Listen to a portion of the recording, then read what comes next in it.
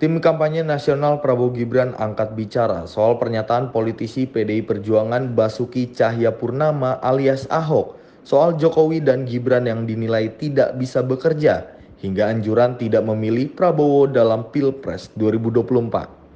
Wakil Ketua TKN Habibur Rahman justru mempertanyakan kembali kemampuan Ahok saat menjadi pendamping Jokowi pada tahun 2012 lalu. Dirinya menilai Ahok justru yang tidak bisa bekerja dan hanya bisa omong saja.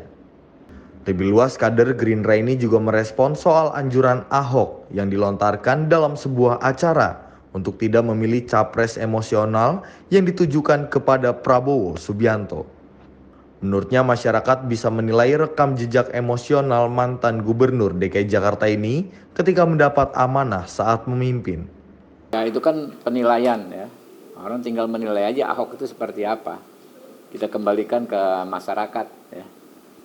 Masyarakat pasti yang lebih tahu. Kalau Pak Jokowi dibilang tidak bisa kerja kan sepertinya nggak ilmiah apa yang disampaikan Ahok, karena approval rate Pak Jokowi itu hampir tembus 80%. Itu salah satu rekor ya.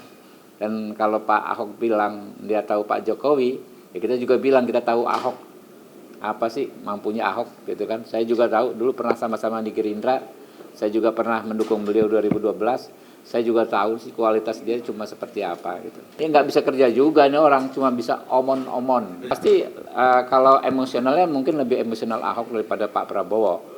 Kita ingat ya dulu rangkaian kemarahan yang dia semburkan ketika beliau ada di posisi gubernur pada rakyat-rakyat kecil ya kan, maki-maki rakyat.